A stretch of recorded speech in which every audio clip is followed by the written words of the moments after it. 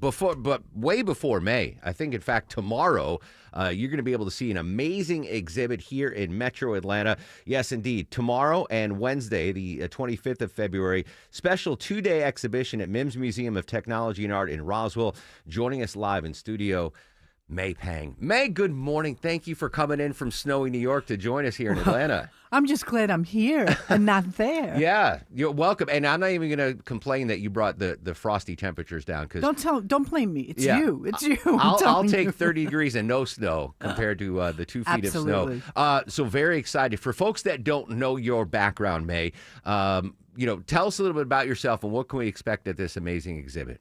Well, most people had no idea that I was actually John Lennon's girlfriend for a while. And it wasn't for a weekend. Everybody refers to it as that famous weekend. That famous weekend. But we really had a relationship that lasted for a while. We lived together for about a year and a half. But in time, I worked with him also, and we stayed in touch. So it was 10 years. So were you in a relationship before that famous weekend, or was that the start of the relationship? That was the start. Okay. I mean, the relationship was always a working relationship before that, and then all of a sudden things happen, and I think people need to see the movie, which is The Lost Weekend, a Love Story, that's streaming now, that they can see it on Prime or Roku or Tubi. They could see for free, and they could see the story. I outlined that story in that movie. How did you wind up getting that job for that weekend, and then how did the relationship develop? Well, that's the funny part. That's all in the movie. What happened was that I needed a job. I went to the place, and it was Alan Klein's office that handled Apple at the time, and I said, "Is there a job opening?" Mm-hmm. I just happened to ask, and at first they said no, and then all of a sudden all these people were coming out, and the woman behind the desk said, "This girl is looking for a job," and the guy turned to her and says, "Come back after lunch." Wow! And that was it. Really, I interviewed and got the job. Like, what would your life be like if you didn't ask or weren't there that day? Or... I was waiting for the elevator to get off the floor because they said there was nothing happening, and I said okay. And then all of a sudden, the doors opened and people were filing out, and I had no idea. I thought a fire alarm had gone off, and then I realized it was lunch, and everybody was just going for it. And the woman behind the desk was so kind to say, just to yell it out. And she was not the regular receptionist. Mm-hmm. She just happened to say it. And that really changed my life. And I ended up working right after that and worked there in the royalties department. I started to learn a lot of different things, which is great. It was the greatest training ground for me in the music business because it was all about songwriters and music publishing. Because Alan Klein not only handled at that moment the three Beatles, managing them, and Apple, Core Limited. He also had the Rolling Stones. Wow! So I was. You had a front row to history. Yeah, you really. It really was. And then he had the publishing was Sam Cooke, the Stones, Apple, and Cameo Parkway. Goodness gracious! I mean, I really I took to learning that. I wanted to know. And then all of a sudden, George comes to town. He's carrying his under his arm. The All Things Must Pass that he's trying to get done. And then after that, it was like a couple of weeks later, John and Yoko comes into town, and I ended up getting pulled to work with them as they were making movies. Are you starstruck at that point? I was not so starstruck. It's not. I was like, sort of. Okay. But, you just have to control yourself in those situations. Sure. Then I looked at them and I said, okay, look a little unusual. I said, okay, fine. But it was the working situation. After a while, work is work. Yeah. I worked 24/7 at that point, with them. And the only thing that I loved about it was I didn't have to be in a skirt because in those days you had to wear a skirt to your job. Sure. I could wear my jeans. That was an unexpected bonus. Oh, absolutely. All right, so May Pang in studio tomorrow and Wednesday, the exhibit at the Mims Museum of Technology and Art in Roswell. Before we go back to what gets you to Atlanta, what can we expect to see at the exhibit this week? You're going to see photographs that I took. These are candid shots that I used to take at home. So these are at-home shots of John and myself and anybody around us. So mainly I just took of his friends. John used to like the idea that I would, take these photos, and he liked and sent my eye to the camera. Mm-hmm. And he just said, just take photos. And I would just take unusual photos. Well, not unusual, but they're not for magazines. He's not posing for anything. This is just him at home.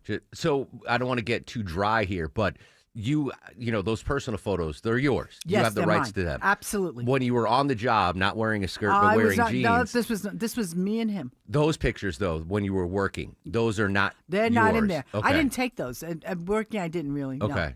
So this was just private camera time. Yeah, this is all just me and him. And what was your, the fact that he was, one of the biggest celebrities on the planet at that time, and he was just comfortable with you taking pictures of him. What does that say about your relationship with him? I guess I didn't think about it. I just took every day as it came. I think with me, we were just a couple, and it was just John and me. So when you see here pictures of John through my eyes, you're actually seeing how I saw him. So this is a lot of people when they come in, you see them tears in their eyes, or they get emotional because they've never seen. I got pictures of Julian. So this is all family. Like going back to the copyrights, everybody would have you believe that, she was being paid. No, I was not.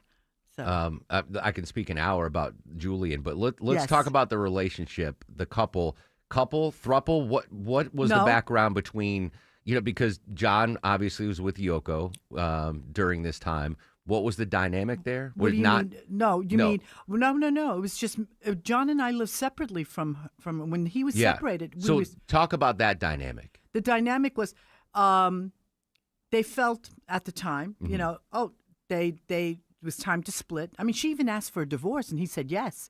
People don't know that, but yes, that actually happened too. And this went on, but she would call every day. Sometimes up to 15 times a day for nothing, just to call, chat, and but we were just all on the same page. Like she would just call, and she knew where we were, and I knew where she was, and that was that. But we had our own lives. It was just separate from hers. What was your relationship like with Yoko at that time? Yeah, friendly. That's Okay. about it. Yeah. I mean, nothing unusual. understood. Yeah, Yeah. But there was no animosity. Well, what could be an animosity? She's the one who said she wanted the break. She Yeah. really wanted to date other people. That's what other people don't understand. Where were you and John living at this point? We lived first off, before we found our apartment, we lived in my studio apartment on the east side. Okay. So for me, I worked in the Dakota when I did work for them, but where we lived on the east side. We lived on East 52nd Street, so we faced the East River. Now, this apartment is where Paul and Linda would visit us, Jagger, Bowie, Wow. Julian. So that's where Is that apartment a historical landmark now? and that's where we saw the UFO as well. Yeah. Yes. Unbelievable. I know where I was that fateful day in 1980 when we got the tragic news. Can you? Is it too painful to talk about when you found out? It was just so weird. I happened to be on the West Side at that point, and I was supposed to have dinner with a girlfriend of mine, and all of a sudden I heard this news on the radio because back then That's it's it. not like what it is now. And I Radio's said, still number one, man. Absolutely. Okay. And I just said, all of a sudden I felt the hairs just like go up, and I Yeah. said, "Am I hearing this right?" And I didn't know what to believe, and I called a friend. And I was so nervous I kept picking up the phone, and trying to push button I couldn't push because it was just so nerve wracking. Yeah. And I called a friend up and I said, "Did you hear?" She goes, "Yeah." He goes, "I wonder if this is fake. He's making a joke because that's what you're hoping it would be." Yeah, absolutely. And when he came across at the next he's dead. It is confirmed it was him. I totally freaked. I ran home, and my phone was ringing, and it was Ringo's executive secretary calling from London saying, and she goes, "What's the number to the hospital?" And I said, "Too late. Yeah. Forget it." And she said, and she screamed into the phone. She goes, "What's wrong with your bloody country?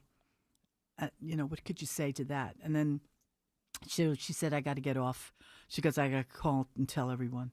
And it was just a horrible, horrible moment. And then I tried to think, who do I know? Because it was so instant. So I'm thinking, who do I know that John and I knew together? And one of the first people I called was David Bowie, and his assistant said, I don't want you to be alone. Come down here. I'm going to find David. He's out on a date. And I said, okay. And he came off the elevator screaming, going, what is going on? Is everybody mad? You know, and we just watched the TV all night. Just So Bowie was in New York at that yeah, point. he was living in New York at the time. And wow. I mean, I remember it like it was yesterday. And I remember getting the word from my best friend's mom, and she was just crying in the middle Nobody of it. could believe that. I mean, Yeah. the city, New York City, is always bustling. It was like you could hear a pin drop anywhere. It was that quiet. Unbelievable. May Pang live in studio here in the Mark Aram Show. You can see her amazing exhibit tomorrow and Wednesday, February 24th, 25th, MIMS Museum of Technology and Art in Roswell. I'm going to ask a selfish question. Yes. Will I be able to purchase your work? Oh, absolutely. Okay, good. They're up for purchase. Oh, Okay, good. absolutely.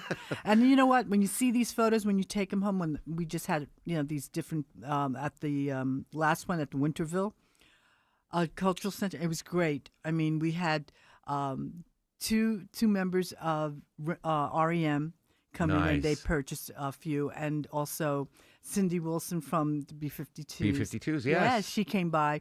And what was great is that when they're looking at it, you could see even the fans coming in. It was just, I got thanked. They said this brought, warmth to their heart and soul. And they said this is something they'd never seen. And if I could bring a little smile to everybody's face and they could see John during that time, and in spite of all the stories that were out saying he was down and out, it's not that at all. Yeah. That's the press. And that's not what it was happening at. Remarkable experience. Can't wait for the exhibit. May, do you have a website if people want to go check out your work, Yes. everything? Well, I have a couple of websites, but the one to check out the photography, it's maypangphotography.com. Or they can also go to my personal website, which is so simple, maypang.com.